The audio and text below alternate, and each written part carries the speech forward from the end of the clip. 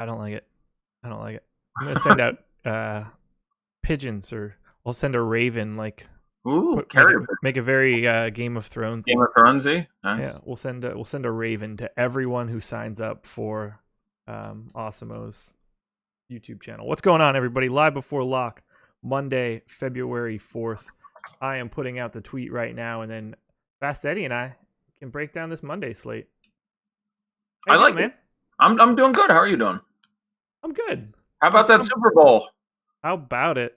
I spent the first 2.5 hours of it helping my daughter with her homework, and from what I've heard, I got the better part of that deal. Yeah, like, I'm sure you did. I thought I was making a big sacrifice, but here I am, conjugating foreign language verbs and working on vocabulary, and apparently I hit the nut high as opposed to watching the Super Bowl. Who would have known? I watched the last half of the third quarter and then the fourth quarter. That was about it for me. Yeah, not for me. The NFL 100 commercial for me was by far the greatest part of the day. I don't even know what that is. The NFL 100 commercial where they have Roger Goodell giving a speech and the football falls on the ground and it has literally every NFL player you've ever heard of in this commercial tackling each other and beating each other up in a ballroom. You haven't seen this? Should I watch that? Oh my God, it was so much better than the Super Bowl. I can't begin to tell you how that 60 or 90 second ad. It's literally like it's Roger Goodell sitting at a podium giving a speech, and thank you all for joining me, the 100 greatest players in the history of the NFL, for celebrating NFL 100. And Marshawn Lynch is sitting there in his hoodie, and he reaches over and he tries to grab a piece of this cake with a football on it, and he slips, and the football falls on the ground. And one of the defensive players screams, "Fumble!" And like 10 players, all of whom you'll recognize, dive on the ball, and then like Barry Sanders picks it up and is juking people, and then Sherman comes in, and then Peyton Manning's there. The first thing that happens is Joe Montana picks up the ball, and Michael Irvin is like, "Here!" And Jerry Rice is like, "Here!" And he turns to Michael Irvin and goes, "Sorry, cowboy," and throws it to Jerry Rice. And it was an incredibly entertaining 60 to 90 seconds of easily, even if you stretched it out, much, much better than the Super Bowl itself. Definitely worth watching. I will send you a linky to. Okay, I will check it out. Yeah, I'd watch basically nothing. So we've got an interesting slate in that we don't have a ton of weirdness going on. I'm probably jinxing it now, and we get some sort of crazy atom bomb of news at 6:50 or something. Bledsoe will play. That was the one thing that I thought could turn shit sideways. Paul Millsap's going to matter a lot. Yes. And Paul that one's going to come in under the wire at this point. Yeah, I mean, that's a 7 game, right? It's a 7. Yeah. So it shouldn't be under the wire. It should be now. Like, it doesn't have to be. But yeah, I definitely have a Mason Plumlee plan. There's certainly something between the matchup and the usage and the minutes, or an uncomfortable degree of popularity, like with Frank Jackson, that makes me a little bit nervous about all the other value. Yeah. And it's not like if you run Mason Plumlee out there, you're dead in the event that Millsap plays, and it's not all or nothing with him. Right. It's a big matchup too. You expect him to be a little on the plus side of his normal minutes and usage anyway, against Detroit. So I can certainly get behind that. I think not enough people will move on to Rondé here. And again, this is funny because I jumped all over his face last week when he was way more popular than he should be. At this point, when you take Joe Harris out of that lineup, I now have him for like 26, 27 minutes, especially FanDuel, where he's 4,300 and you can get rid of him. Pretty big fan of Rondé, who I don't think, without any news that specifically targets him, will engender any specifically massive increase in minutes. Yeah. Is there a game that stands out most to you right now that you want to be on?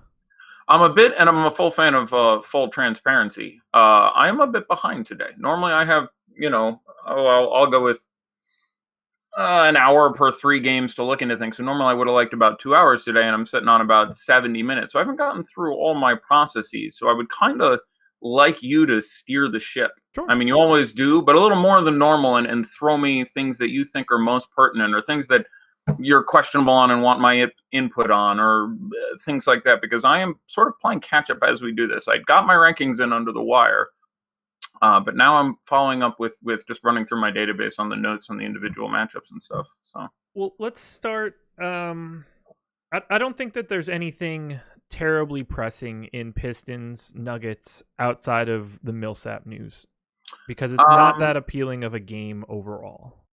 Yeah, I think it is normal to be, a little down this point on. I mean, still knowing that Gary Harris will definitely be out, especially on FanDuel. $4,900 Malik Beasley Yeah. still feels fine to me. Yep. It's not 4,400. It's not 3,900. It's not. But it's still at 4,900. I think he is still well priced. He is still underpriced.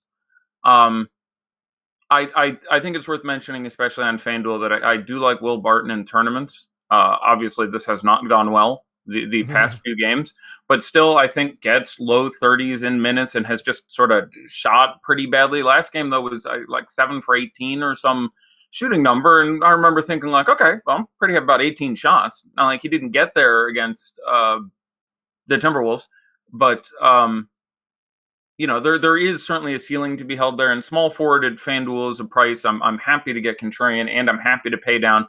And there's a price drop there of, I think, $1,000 on the nose, where he went from like 6.4 to 5.4. So I will briefly say that I do think that he makes a pretty compelling tournament play for me there. But beyond that, in that game, I assume you guys have covered Jokic in depth. There's no reason to, he's really expensive. He's really good. I don't know. Like it's, what you're getting out of Blake and Drummond and Jokic and Reggie Jackson to an extent. I read beyond DK, I guess, bears specific mention of, he's still too cheap for what he's, been doing just as far as getting minutes. His minutes the last 4 games are 35 to 38 or something. Right. He's just out there playing a butt ton of time. Like, at that point, he's a really good play at 5,200. FanDuel, I'd have to be pretty deep into lineups to get there. In 150, I'd have 0 or 1. Like, I'd have to be pretty deep into a case of beer to get there at 6,800 on FanDuel. Yeah, that's a bit of a number. Plus, there's I'd rather Satoransky or something like that. What do you think about Satoransky? Let's go there. I've had that was my next path for you. Okay. I like.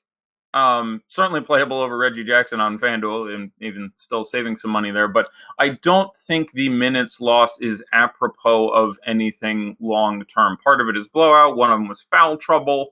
And I think it does have the extended function of keeping his ownership down a little lower than it should be in a vacuum. I mean, if you go ahead and look, so the Hawks and the Wizards have met 3 times this year, and I was on all those shows, and they have been between decent to fantasy smorgasbords basically every time for the Wizards, and a little more specious for the Hawks, simply because of how effed up their lineup can be, and especially if a game gets out of hand, you can have games where no one plays more than 27 minutes. So it can go a little more sideways for them, but I really like the Wizards, and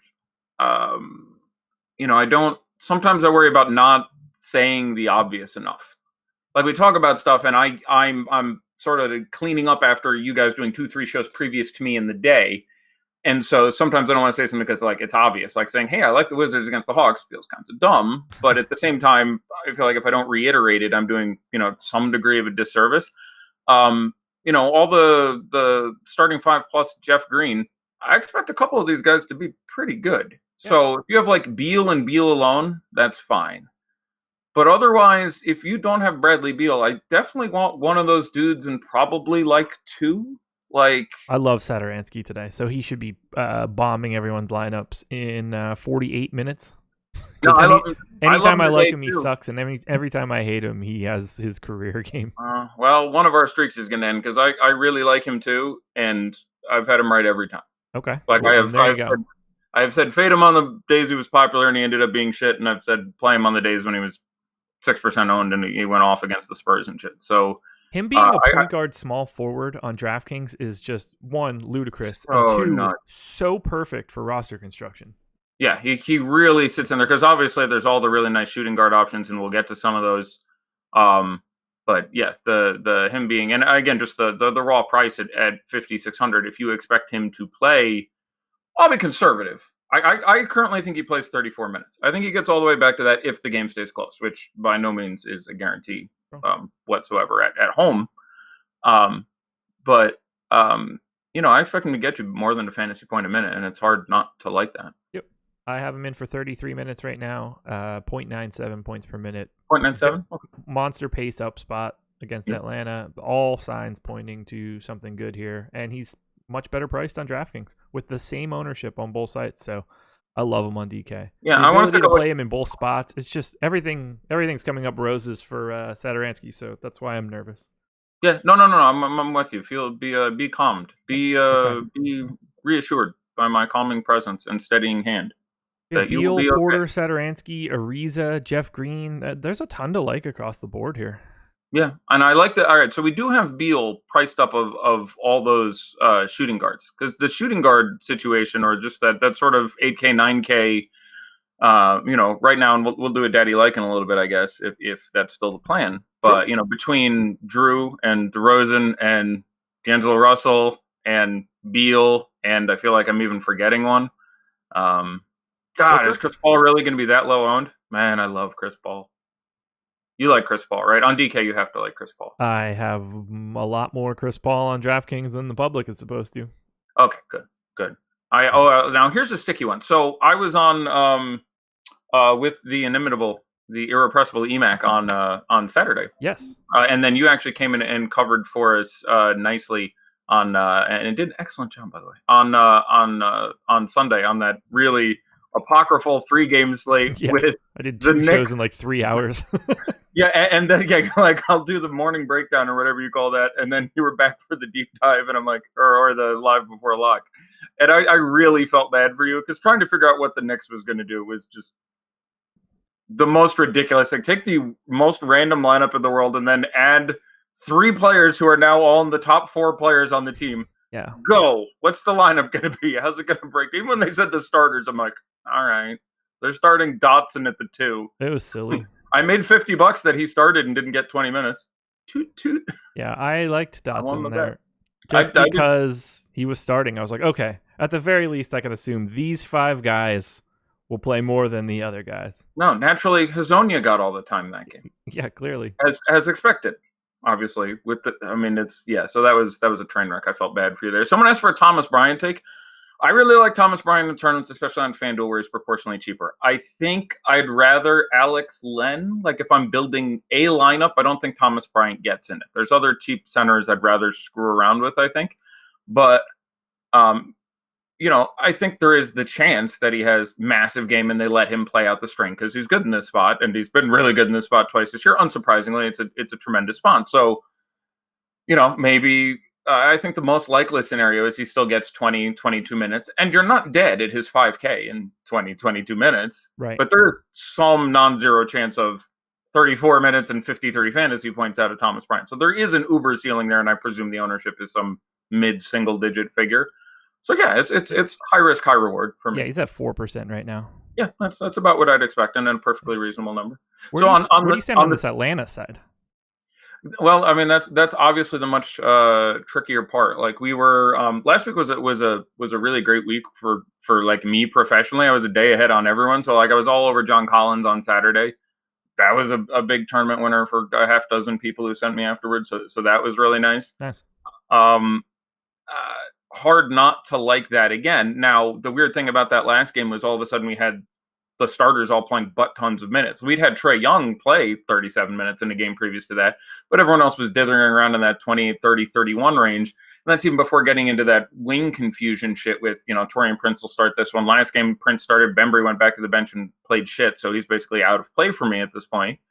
But everyone got a lot of time. So I really like a lot of these guys in tournaments. It's worth pointing out this Wizards team, even in the face of a somewhat difficult schedule, has been vastly improved defensively. Like, if you look at the Wizards for the first couple months of the year, we were shitting all over them. And it really does say something about, the effect John Wall has on this team and how they play.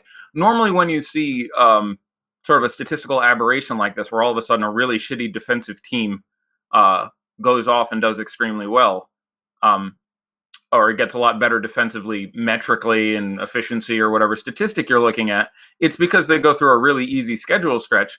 And that really wasn't the case for the Wizards in January. In January, they played the Hawks. That's a cakewalk. The Heat, the Thunder, the 76ers again. Let me find that part in the schedule. I can't remember the rest of it. The Bucks, the Raptors, the Knicks. Okay, that's a good matchup.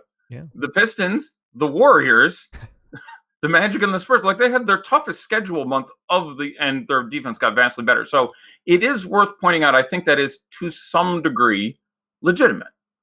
Bringing in Trevor Ariza obviously is going to turn shit up as the year moves on. Yeah, that won't hurt. Sorry? That won't hurt at all.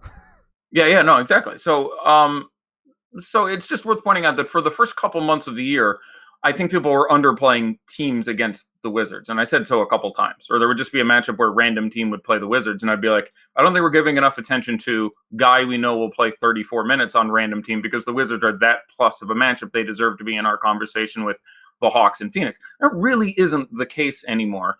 They're still a good matchup. They're still an exceptional matchup, especially for bigs, where they still rebound extremely poorly. But anyway, so that being a long way around of saying, I like Kevin Huerter more than I feel like I should, but 4,400 feels kind of tasty for me.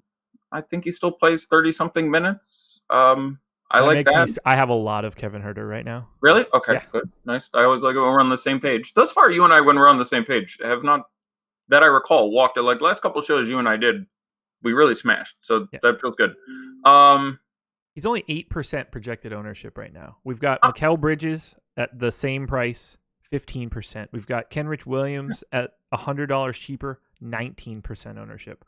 I don't see those guys as appreciably different. They're very different players, but if Huerter is 8% in this spot, like that just it screams. Yeah, that's the reason I like them, and I don't even hate like paying up 300 more for Taurean Prince.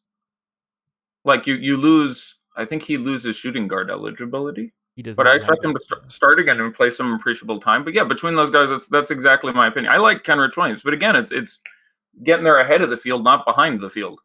Like we were ahead of Kenrich. Now everyone's caught up. It's not like the matchup with the Pacers is brilliant, even if you take Oladipo out of there. And he's not 3,100 anymore. Right, exactly. 43 or whatever the hell Kenrich ended at is a far cry from. So yeah, I like getting Huerter at half the ownership of those guys. I think that's very relevant. I mentioned Alex Len. Look, he's going to play 10 to 20 minutes probably.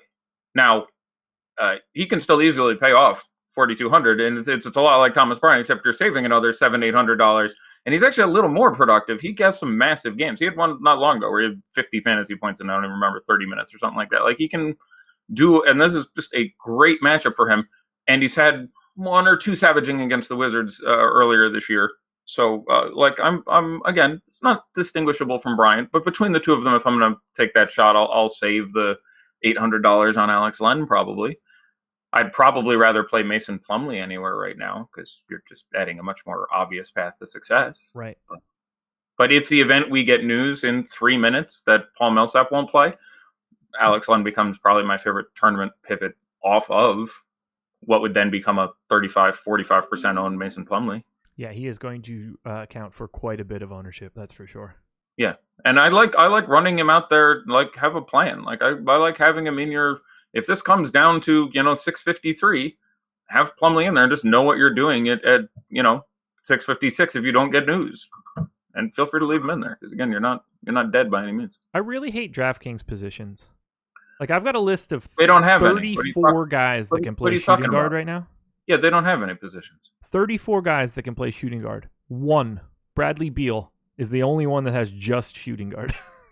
Yeah, I have, and this is something I differed with for a long time because here and previously on FanDuel and even back on Roto Grinders, for the more pro players, the more experienced players, the guys playing more volume, the guys who they were much bigger fans of DraftKings for a very understandable reason. And DraftKings has a great product in a whole lot of ways. And it was just more optimized. They let you download CSVs. They have this. It is just a more tuned up for an expert player product. Yep. But removing positions, which they have basically done, really takes a lot of skill off of it. I was always much, much better on FanDuel. I was good at DraftKings, but I was better on FanDuel because there's just another level of skill that doesn't exist on DK really, or as much. It exists sometimes. It's like completely absent on say Fantasy Draft where they have the 5 utility positions. Which is just positional scarcity, which is just there's times that it's like, I need to play this guy who I project for not nearly as good because he's at this position and not play this other guy, which is a non-intuitive concept that doesn't really get picked up that well by your random sort of algorithm. Or at least it's harder for a lot of algorithms to input that as opposed to just DraftKings is frequently, who are the 8 guys that you combine and project to score the most fantasy points? Okay, play them. It's like, so so I'm right with you. It's not horrid, but I frequently find myself missing playing on FanDuel more than I miss playing on DK because you were able to make some really fun moves based on those concepts, which a lot of people have pretty good familiarity with from playing season-long fantasy. Positional scarcity is a whole key of that. When you're drafting baseball, you're like, well, I could take a first baseman in the first round, but there are 28 good first basemen, and there are 3 shortstops who will hit this year. I'll take a shortstop. YouTube chat freaking out saying Millsap out. I still haven't seen it. But, yep, it's clearly happening. I don't know if my Twitter's just not updating or what. I don't have it for any of my nugget source.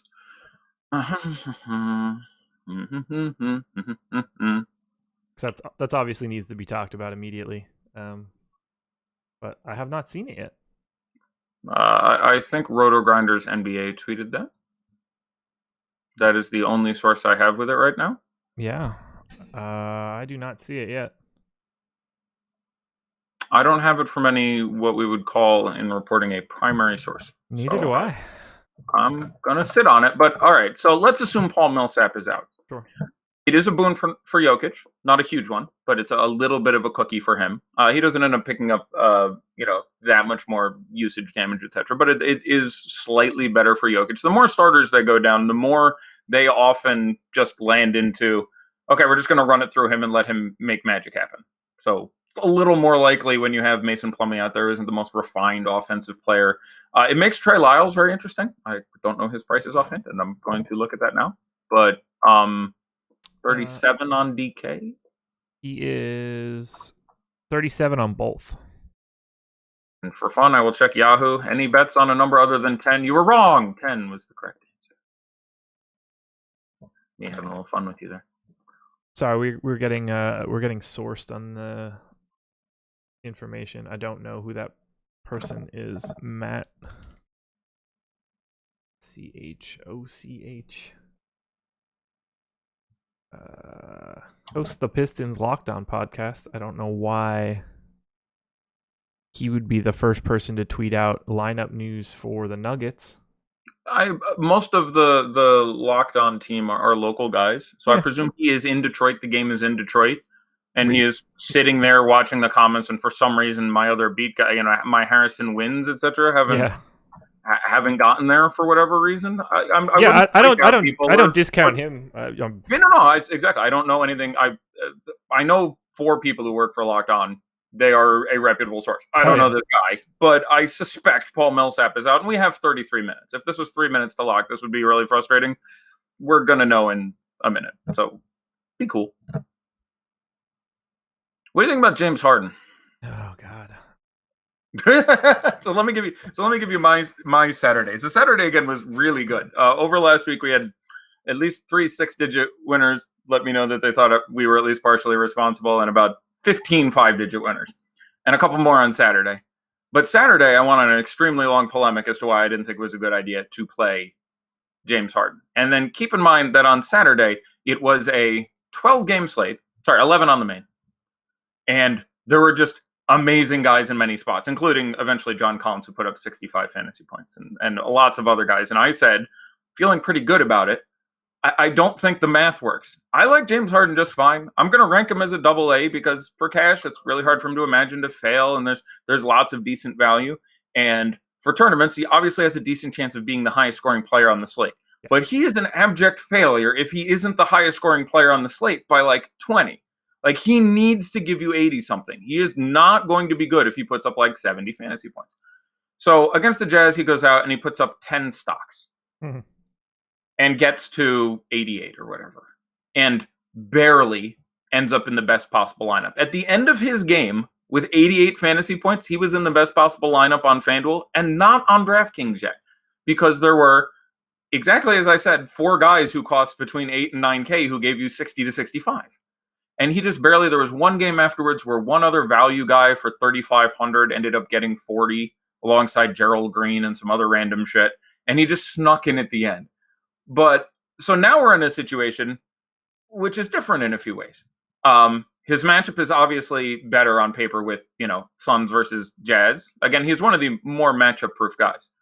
Like, James Harden is more limited by the physical laws of our universe than the defense, which is my way of saying time progresses at a standard pace, and you can only take so many shots and get so many assists. So, like, it's hard to get more than 80, 90, 100 fantasy points at a time, even if you're just constantly doing everything, which is more of the, like, he's approaching the top end of the curve where the matchup doesn't matter that much. So, but Suns better than Jazz. I think we can agree on that pretty convincingly. But Chris Paul is back. Yes. But instead of an 11-game slate, I got a 6-game slate. And instead of 8 guys, of which I need 4 to do the dirty to be better on Saturday, now I've got, closer to 6 in that range, of which I need 4 to do the dirty instead of him. So this comes long way around to me saying, I still don't think I'm inclined towards James Harden. I like him a lot. I think he scores you. I have him somewhere around 70 fantasy points, maybe a scooch less. That's extremely good. But there's not the 2 things that you are saying when you play James Harden. You're saying 3 things when you play James Harden. You need to understand you're saying all 3. 1, I think James Harden's going to put up a big ass score. You're usually pretty good on that score. 2, I think not several other guys will put up a better ratio score. Lots of guys who cost $6K won't put up 45 and 50, and lots of guys who cost $8K won't put up 50 and 60. And 3, I think the value won't shit out on me playing James Harden.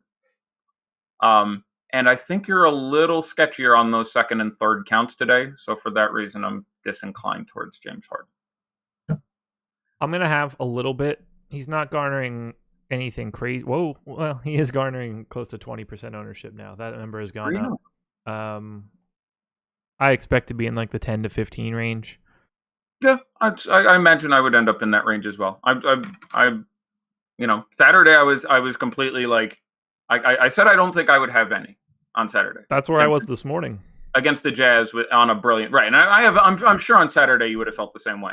Like there was the statistical probability was he needed 85 to be good, maybe 90, somewhere in there. Like 80 was probably not enough on that slate, just because there were tons of guys in the range tonight where you're talking about who are even on that same slate. D'Angelo Russell was playing in a very good matchup. John Collins was playing in a very good matchup. Drew Holiday was in there. Devin Booker was in there. That was dumb Lucas slate. All that. Like, okay, you can do it because he can obviously, if you get him at 10% owned and he gives you the 85, you're going to be in a really good spot. But you need a really superlative game out of him. I like Eric Gordon being out. Feel a little better about EG sitting down. We've got a little bit. That certainly helps me out here. Look, when push comes to shove, James Harden's going to shoot as many times as he'd like, and that is sort of unparalleled in this league. Paul Millsap is out. Yeah, Jamal Murray is out. I've got it from Rod Beard. Yeah, and we know we like Rod Beard. Just dropped that as well. Friend of the show, Rod Beard. Yes, friend of the show, Rod Beard. Yeah, TJ McBride dropped it too. So right. So no Millsap, no Harris, no Murray. So Monty Morris now in play where the price doesn't kill you. If Murray had been in, Beasley would have been still usable. Morris would have been a little too cute for me. You'd have been looking at about 4 more minutes for Beasley. But now you can certainly, Morris or Beasley, understanding that the matchup isn't nearly as good and their prices aren't nearly as ideal. Jokic becomes a much more solid play for me, and I think you should be playing fair to large amounts of Mason Plumlee and not completely dismissing Trey Lyles. Yeah, I was going to say they have enough minutes to go around there now. Yeah, even potentially both. Yeah. I really do not have an issue with Lyles and Plumlee as a really interesting lineup pivot, especially if you don't have Jokic. If I said 35 minutes Jokic, 26 minutes Mason Plumlee, 26 minutes Trey Lyles, does that sound relatively normal, or would you push those guys higher? I don't think I need to go much higher before they start popping up like crazy. Yeah, I mean, that's giving them 87 collectively. Yeah. Another, 6 or 7 to Juancho at the 4. Right, I'm saying Juancho comes in at the 4. I would think I was thinking for 9. Run small. I don't think you get Barton at the 4 in this matchup. I think like you're hitting that about right. I might go a minute or 2 with you either side, but I think you've got it just about right. Mid-20s on each of those guys makes a fair bit of sense, and I really do like backup 4s against this Detroit second unit where you can end up with Lure and Ellenson giving it up pretty sweet. So, There we go, folks. Awesemo.com premium subs projections are updated for the Millsap news. Nice job. Use the promo code live before lock, one big word, if you want to sign up and get access to those projections. And as we were talking about James Harden, I got to thinking, if you were playing a certain prop game on Thrive Fantasy, Ooh. and James Harden had a prop of 44.5 points plus assists, would you prefer to take the over or the under? You get the same action on both sides. Over. I think I modeled them out at 38 and 9, 38 and 8 or something, but more than that by a couple. I might have them for 68, 69 fantasy points. I think I had them for 37 and 8, but I think I have them for 45 or 46 combined points and assists. So I'll bet on. I am also taking the over. If you go to bit.ly/Awesemo, I dropped the link in the chat. You can get $10 on your first $10 deposit, 20 on 100, and 50 on 200. Do we have any? All right, this one has probably changed a little bit now. We'll hit one more since it's relevant, and it's not it's not Paul Millsap over under 6.5 rebounds because that one doesn't count any longer. Do you think Nikola Jokic goes over or under 19.5 points? You only get 90 points for the over, though. Versus 110 for the under? Correct. I'll still take the over. So will I, because I have him at 25. Oh yeah, I was pretty sure he was going to get, like, I think I had him at 22.5 thinking Millsap played. So, yeah. I like it. I like it a lot. Alrighty. We've hit the early games. We've hit a little bit on Harden and our love for Chris Paul. Mm-hmm. I think we should probably work our way through this Pelicans team now. They are garnering a lot of ownership. And if I'm being honest, it really scares me when guys like Frank Jackson or Kendrick Williams or even Okafor now in the 7Ks are in the double digits to 20s, to Frank Jackson being 32% owned on FanDuel. Totally fine, by the way. It's 3,900. That's the kind of one you want. Pardon me a second. You're good. You're good. Dodging work calls. I understand. I feel that same way every time Tom calls me. Proceed. How do you want to manage these Pels now that they are, one, rising in price, yeah, and two, becoming pretty chalky in a not great spot? Yeah, I think I'm ready to get off the train largely. Like, obviously, several of them are playable to good. Frank Jackson at his price makes a lot of sense to me. Look, it's he's whatever it is, 37 on DK, I believe. Again, I'm slightly behind the ball. Yeah, he's 37 on DK and played 42 minutes last game. And again, this is a guy I've been talking about for a while, just because I knew he had that job. And when everyone else went out, I'm like, okay, he has. And just listening to beat reporters and even like watching practices and stuff, I knew he was ahead in the rotation. He was the guy who was going to get the minutes. So I was on with Spags. I was talking to other people, and they were like, I think maybe it's Tim Frazier time. I'm like, Tim Frazier's like a more effective fantasy point per minute player, but Frank Jackson is ahead of him in the rotation now. So I think we can reasonably expect him to still see 30-something minutes. So obviously at 3,700, even in a bad matchup, that can't turn out too badly. Like, he is just too cheap. Frank Jackson should cost $4,800 on DK today or something, even as a not good fantasy. Like, he is... Corey Joseph with Darren Collison out. He's just, I'm not a good fantasy producer, but I'm going to be out there for 3x minutes probably. So he's just too the hell cheap. That makes sense. That being said, he's understandably going to be chalky as hell. Yeah. And there are other guys who are going to cost that much and put up a bigger number. I would probably rather play Tim Frazier in a tournament if I had to pick one of the two of them. Kendrick Williams, same thing. They took the whole team out. You have to expect him to get tons of time. But again, he's not super talented, basketball player, and he's 4,300. He's 4,900 on FanDuel, and he's going to have big ownership. Could he have an effective game and get a fantasy point a minute and get you 35 fantasy points in 35 minutes against the Pelicans? Yeah, that's a reasonable possibility. I wouldn't be shocked.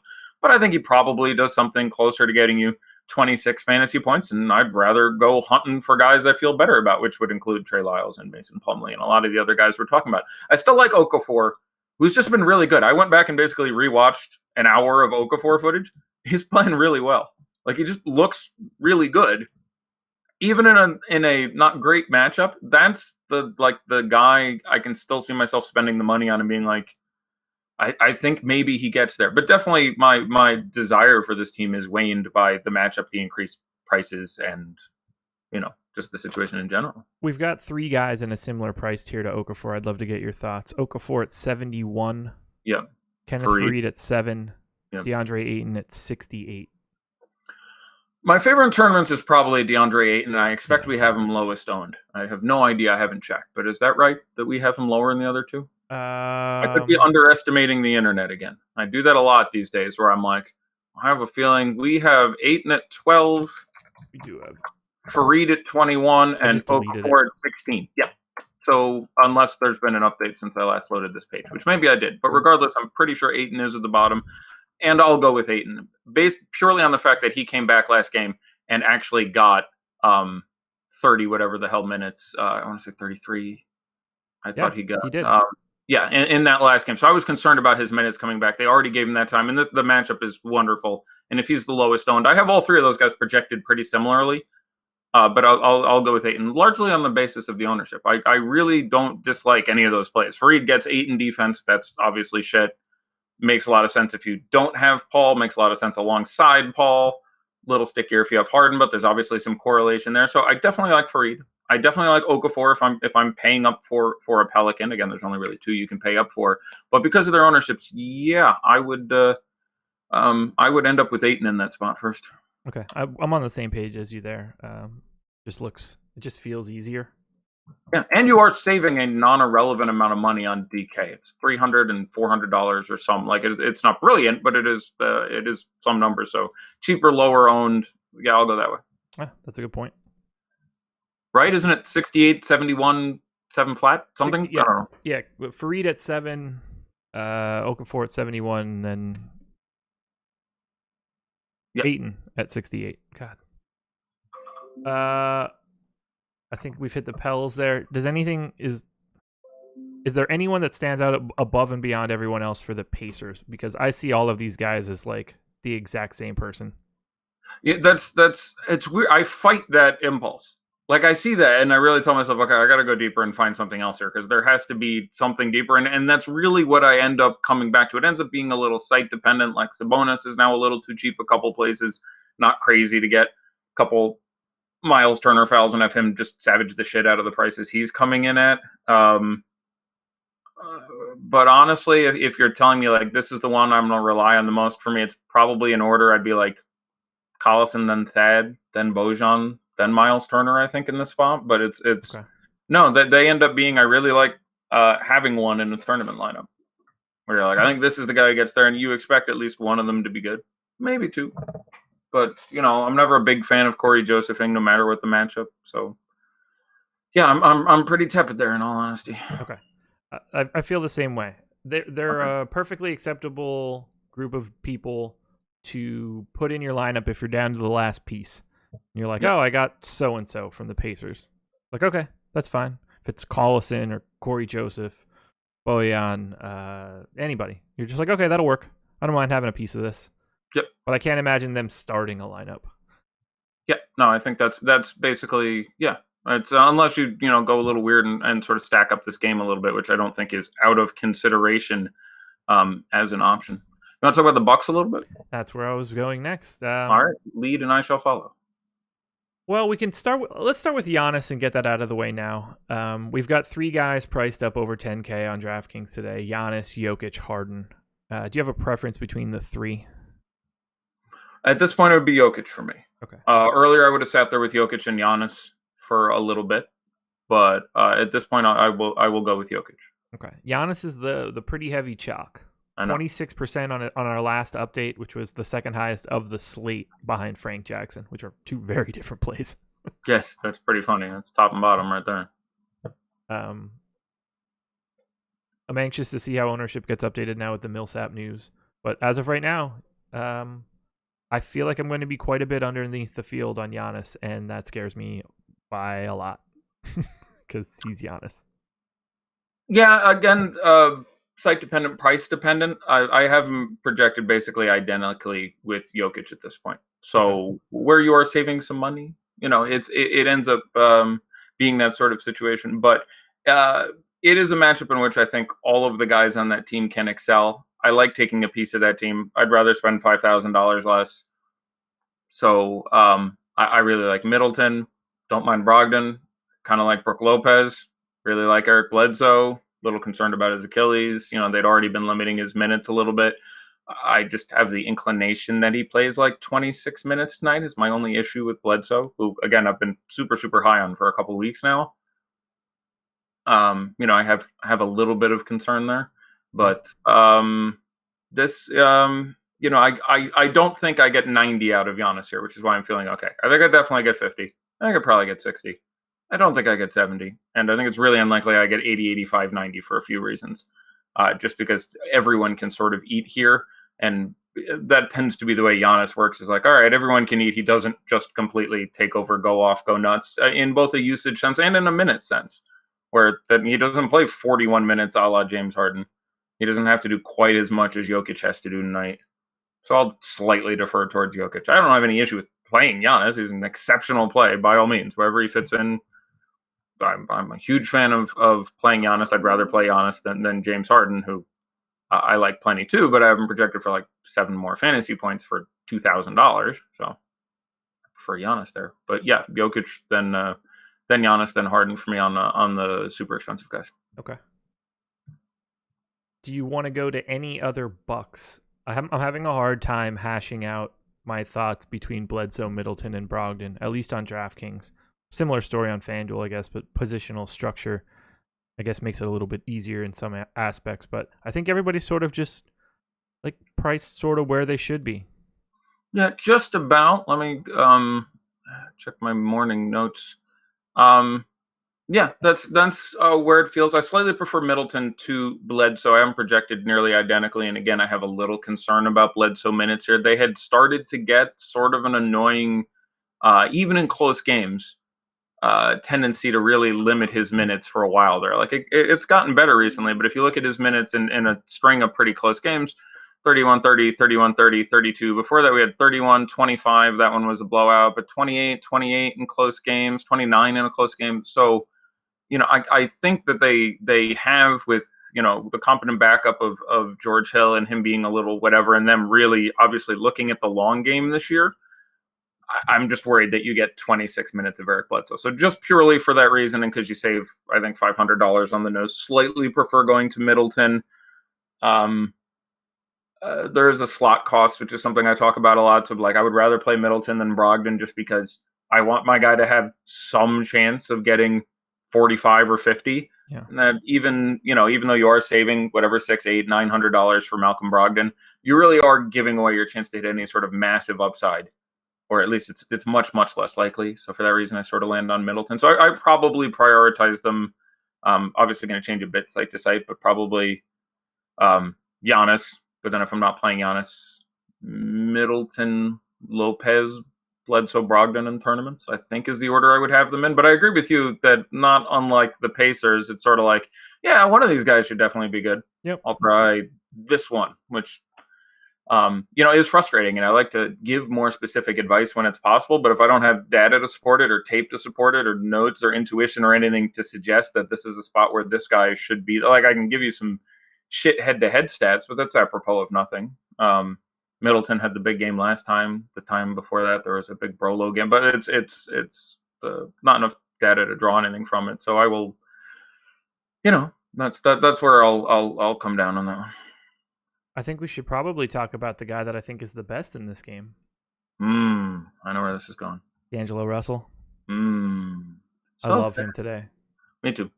It's still not, again, and he was one of the guys who didn't get there on Saturday, which was frustrating because that was a pretty nice spot. But 7,900 on DK, again, psychological price pointing will drive him up 2% just because of that. But just all the pace. And again, the absence of Dinwiddie just makes it much, much harder for him to fall completely on his ass. Like that Saturday game, which wasn't great, he still had 30 whatever. Like the days of him getting, 22 fantasy points, I think are largely behind us at this point. Like him completely falling on his ass. All-star D'Angelo Russell is a thing. It absolutely is. And his price is down. Yeah. I love it so much. Yeah. Well, I mean, I don't know the specific nuances of the various algorithms at play here. I suspect that, we are looking at some gross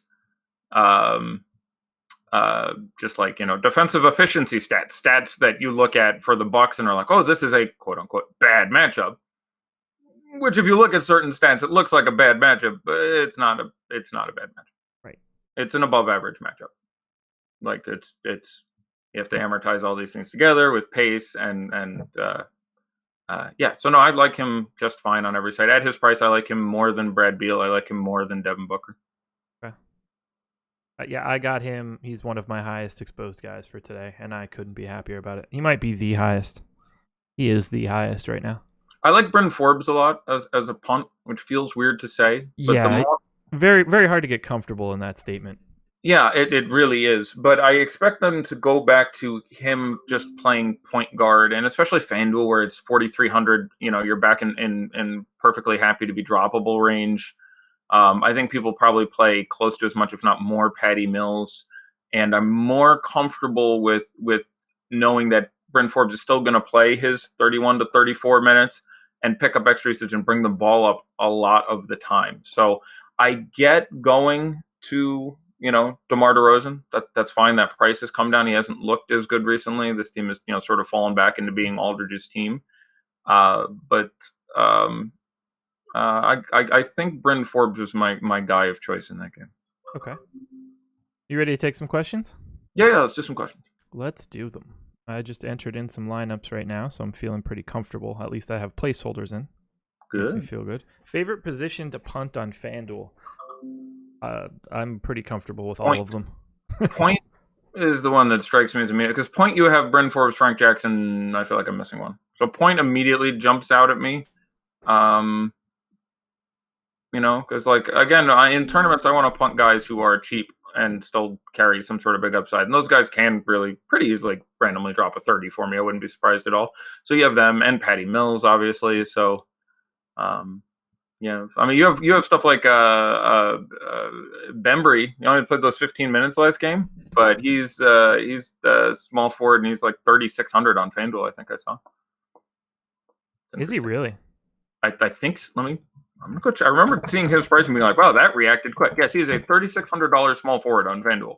Yeah, so I mean, maybe he only plays 15 minutes again, and I think it's I'd be surprised if he got much more than 20, but 3,600. He's a guy who can do a little damage, and that's the kind of play I really like on FanDuel in tournaments. Alrighty. Forbes, Kevin Herter, or Bridges, DKGPP.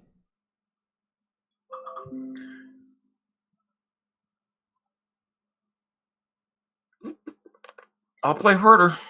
So will I. I don't have an issue with Forbes, but for the ownership, I'll go with Herter there. Feels weird, but I'll go with Herter. Yeah, I have no issue with it whatsoever. You're like, feels good to me. You're balls deep in Kevin Herter tonight. I am. Whether that backfires on me or not, I'm cool with it. You seem very comfortable with it. Go with God. It's the combination of price. He's been solid lately. It doesn't take much to pay off that price tag, and he's got shooting guard, small forward, which again is really easy to fit in. Yeah, and they like him. Yeah. Oh, yeah. They understand, like, he is their future. They really want to see what he can do. He's the guy whose minutes are least under threat here. Yep. Just one of the reasons it's really hard to like Bembry. Like, 3,600 feels pretty good, and Washington feels pretty good. So I still think you can certainly do it, but it's got to come off Prince. Like, they have to sit Torian Prince's asses down and decide not to go small and give those minutes, to Bazemore. Yeah. Or do something weird with Jeremy Lin. So it's like, I could see how that goes on, because they're not messing with Herter's role. No, they are not. Let's see. More questions here. Wow, we got a lot of them in here. Is Pau in play at all, assuming he starts? That answer should be just no. Yeah, no, not a spot I particularly like. Hold on. If he starts and he's still $3,100 or $3,000 on like DK, I can sort of see doing it, because I actually sort of like the matchup. He's good against Willie and limited time again on the court against each other, according to notes, which makes sense. That's just the kind of guy Pau does well against. But like, even if he starts, what's your minutes expectancy? 13? Like, he did have one game in the last month where he played whatever it was, 16 minutes and had 38 fantasy points. Like, he did have Jan's stupid game where he, basically bow bond. I think that's probably too cute, especially now that we have Trey Lyles and Mason Plumlee. Again, it's all that shit going on. Yeah, I agree. Porter and Frank Jackson or Ariza and Forbes on a DK GPP? I'd go the reason Forbes pretty happily. I like them both a little better than their counterparts in the situation you just described to me, and they should both be lower owned. So. Yep. Porter and Frank Jackson in cash for sure. Yeah, absolutely. I would go that. I consider I have Ariza projected for exactly 1 point less than Pointer, although I do think it's much more variable. But it's a very good spot for Ariza actually. So that's a spot I'm very happy to move to in tournaments for that reason. But yeah. Let's see what else we've got. DeMar DeRozan and Kevin Huerter or Middleton and Satoransky on DK? Middleton, Satoransky. I'm going the other way, but clearly I've become Kevin Huerter's #1 fan sometime in the last hour. He's transparent. And by that I am transparent about my love of transparent. And he's actually transparent. You can see through him. So. Is it viable to play Lyles and Plumlee in cash on FanDuel and DraftKings? FanDuel, they're both power forwards. DK, like Yahoo, it's interesting because Lyles is a forward and Plumlee is a $12 center. Is it viable to play them both in cash? Yes. I have a feeling that's not where I would land. Like if I built a cash lineup real quick, which I, again, did not have time to do today. I do 90-something% of days. I imagine I wouldn't have them both. I imagine most of the time Lyles for me is a tournament pivot off Plumlee. But that said, yes, I'm pretty sure that's viable. Like it's certainly not a bad play at what is $3,700, whatever we're talking about. Yeah, and I don't mind it all that much on FanDuel where Lyles is $3,700. You have to figure that one of these guys goes well, and I think on FanDuel with the ability to drop one of them too, you could get paid off on both. True. And your downside is really that you only need one. So that would be the direction I would be looking to go in. It's a good with me. What else do we got here? Coming down the stretch. Oubre or Ariza in a FanDuel GPP? I will stick with Ariza. Okay. What do you think? I am going to stick with Ariza there as well. Okay. Ariza and Rondé Hollis Jefferson or Barton and Kenrich Williams? FanDuel GPP. Ariza and Rondé. Yeah, I don't want that Williams price on FanDuel right now.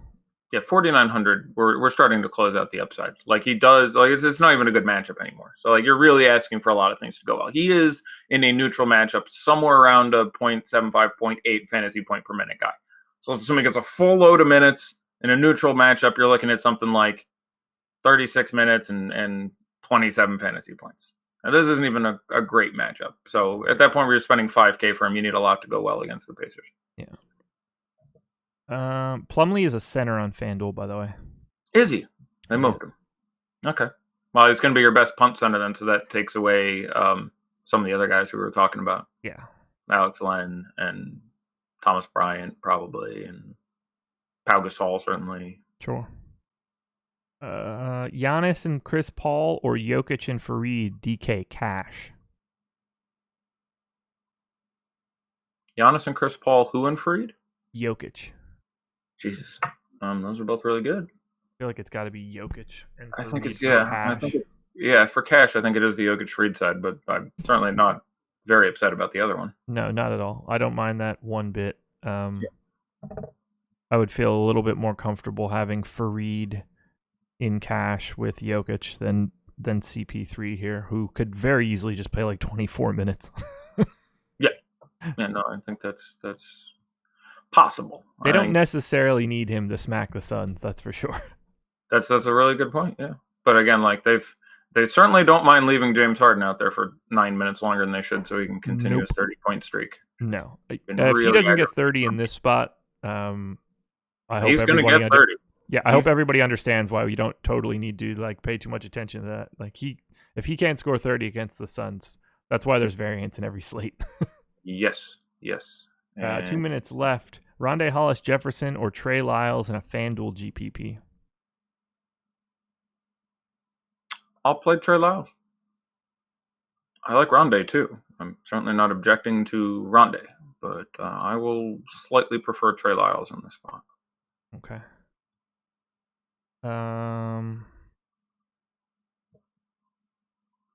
Best 4K forward not named Plumlee without a site given, so that's not helpful. Yeah, off the top of my head, on a normal day where I'd spent a full couple hours scanning the shit out of everything, but 21 seconds before lock, I'm not going to have a good answer for that I'm confident in. So I'm a big fan of no answer when I don't have good answer. So no answer for you. There you go. No more questions coming in right now. Well, that's good because we're locking in like 12 seconds, I think. We are. 20 seconds, people. Get it in. Get it in there. I think there was... I probably am ending up with more Otto Porter than I want, but I can only be so mad. He's pretty cheap on DK. He's still 50 whatever against the Hawks. Like, you don't want to overthink that shit. Like, hard to imagine that doesn't work out at least halfway decently for some. I hope so. That is lock. We are locked, everybody.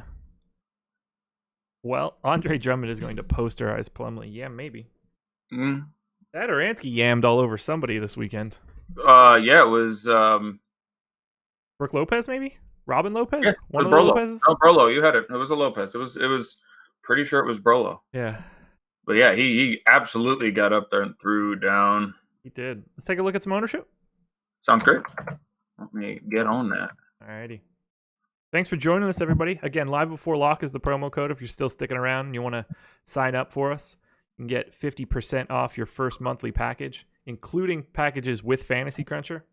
It is a product that we use nonstop. You can access it directly through our website. If you go to awesemo.com to check it out, we have Fantasy Cruncher built right in. Every sport here for you, along with the Fantasy Cruncher Rewind tool, which is, in my opinion, the best tool in the entire DFS space, and it's free. Can't beat it. That sounds good. That's the one where you can like reverse engineer a slate, basically. Like if I'd have done that, right? Yep, you can go back and run lineup crunches on previous slates all the way back as far as you would like to go. Changing different rules, changing your projections, changing what you're even running those crunches on, looking at running it on actual ownership, comparing that to scores in each tournament. It's a phenomenal tool that does not get talked about enough. Yeah, I want to do an old man thing here. Like back in my day, we had to get our fantasy stats out the newspaper. Like if we didn't have that shit back when I was doing tournaments, we had me sitting there looking at it and going, all right, it feels like this guy was... I remember when percent owned was a revelation. Yeah. Oh, it's telling me what percent that guy's owned. That was a thing back in the day. Got it right on the nose. I said 35 to 40% on Mason Plumlee, 37.5%. Right in the middle of that. So, yes, people got there in a hurry. And I don't see Trey Lyles. There's Trey Lyles at 5%. So, there you go. There's DFS lesson 1_3 in 5 seconds. Wait, what was he? 5. Okay. As opposed to 37.5. So... yeah, those are the best when you're just like, I like this guy maybe 1 point less, and he's 3% owned as opposed to 48. So that seems better. Yeah. Otto Porter, 26.23. Okay. Brad Beal, 24. Okay. Tomas Satoransky, 22. I'm surprised it's that high after the back-to-back low minutes games. That's oddly sagacious. Nice job, Internet. 20% Monte. I guess I should filter what I'm looking at right now for the games that are on. Yeah. So Denver, Detroit. Denver, Detroit, Hawks, Wizards. Yeah, okay. And that's it. Yep. Okay. We're good. Go ahead. Yeah.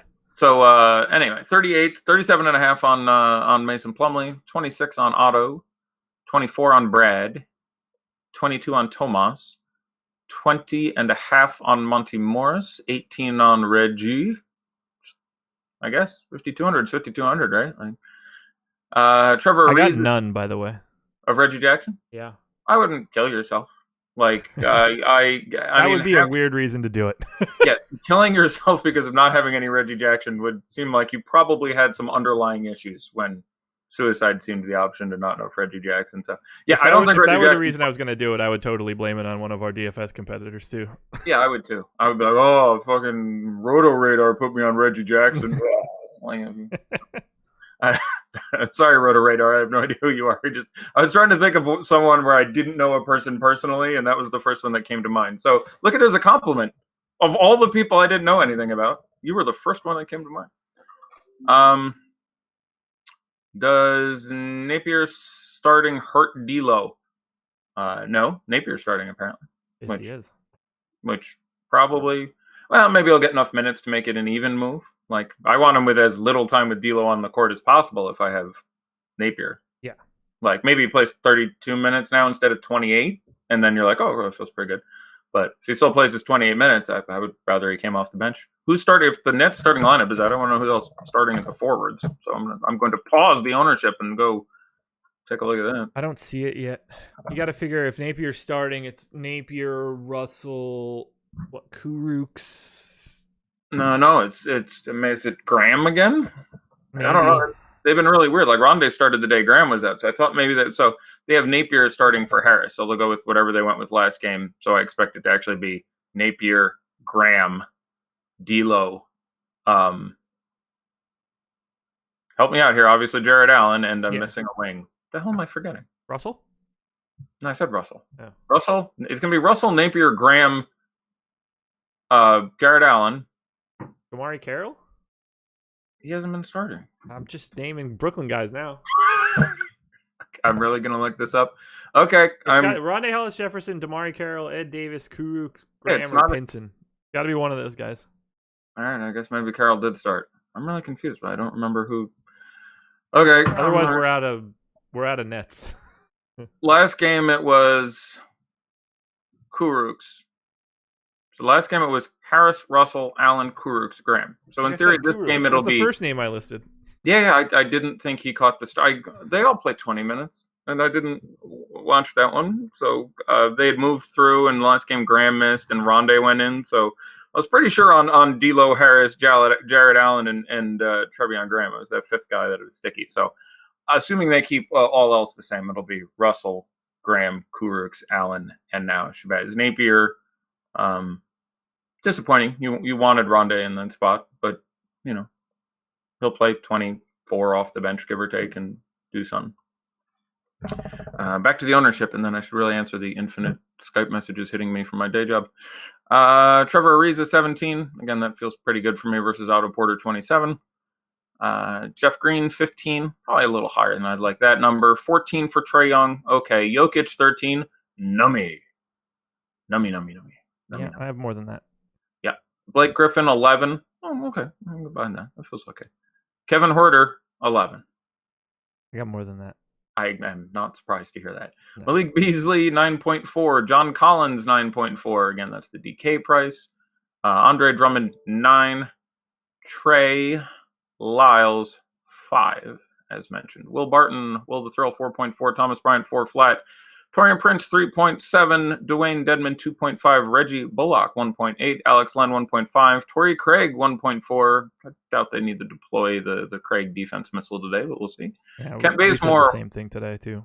Yeah, it was just like, when you play, teams that they need him to guard, whatever, Harden is a fine example, or Paul George, or whomever on the wing, you get 28, 30, 32 minutes out of him. Otherwise, you get like teens, and he's not that good at basketball anyway, or fantasy basketball anyway. So, seems like an odd place to go today, but who knows? Kent Bazemore, 1 flat. Juan Chu, 0.9. Sam Decker, 0.8. Jeremy Lin, 0.7.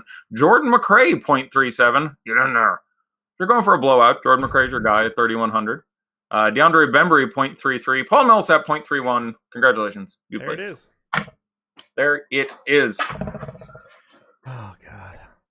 It's going to be a fun slate. I really hope there's not any late news because I don't really want to monkey with my shit now. Yeah, and again, shout out NBA. There are no slates with fewer than 5 or more than 9 games for like 9 days. Like, you're going to have to manage my schedule because I will have taken 1 day off during this pay period because we were coming off a streak of like 8 consecutive 6, 7, 8, 7, 8 days, and the next week are 7, 8, 9, 6, 7, 8, 9, 6, 5, 7, 8, 9 or something. Like, it's just right across the middle. It's a thing of beauty. Yeah, they're coming in hot until the All-Star break. It's interesting. They really are. No days off until like 6 days off. Yeah, which I really cannot wait for. Oh, that's gonna be great. Let me tell you, it can be a grind. We had that. I got 3 days off out of 5 like a week ago, but on either side of that, I had 25 shows in 27 days, and it's between that and when my day job gets busy, it is a kick in the nuts. And that being said, I got to get back to that one. Yeah, so let's do that. Thank you everybody for joining us. Live Before Lock, again, the promo code. We are here every day in this time slot, whether it's myself and Eddie or Eddie and Chris or me and Chris. You never know what the combo is going to be, but we're here all day. So best of luck, everybody. We will talk to you again tomorrow.